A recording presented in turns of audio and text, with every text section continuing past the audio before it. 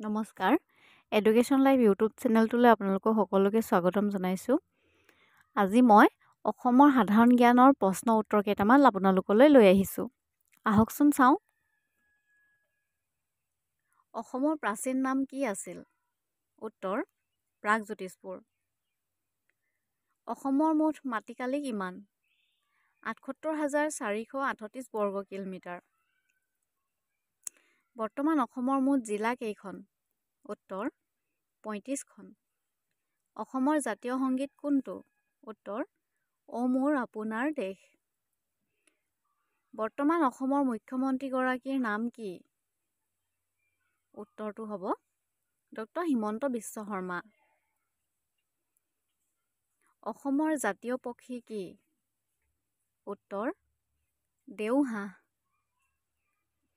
অসম সাহিত্য সভাৰ প্ৰথম সভাপতি কোন আছিল? উত্তৰ পদ্মনাথ গোহাঁই বৰুৱা। আহোমসকলে অসমত কিমান বছৰ ৰাজত্ব কৰিছিল? উত্তৰটো হৈছে ৬০০ বছৰ।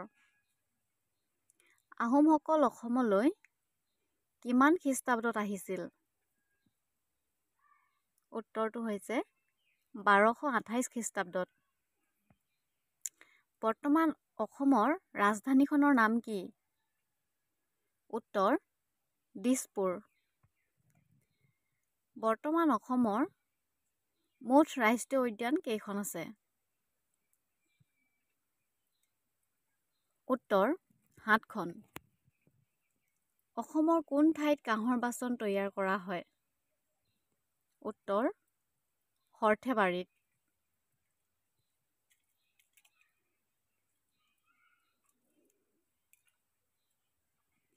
জোনবিল মেলা কিহৰ বাবে বিখ্যাত? উত্তৰ বিনিময় প্ৰথাৰ বাবে। আহোমসকলৰ প্ৰথম ৰজাজনৰ নাম কি আছিল? উত্তৰ স্বৰ্গদেউ চুকাফা। মাটিকালি হিচাপে অসমৰ ডাঙৰ জিলাখনৰ নাম কি? উত্তৰ কাৰ্বি আংলং। মাটিকালি হিচাপে অসমৰ আটাইতকৈ সৰু জিলাখনৰ নাম কি? উত্তৰ দক্ষিণ শালমৰা মানকাছাৰ। কাৰ্বি মালভূমিৰ উচ্চ শৃংগটোৰ নাম কি? কাৰ্বি মালভূমিৰ উচ্চ শৃংগটোৰ নাম হ'ল সিংহাসন। কামাখ্যা মন্দিৰ কোন পাহাৰত অৱস্থিত?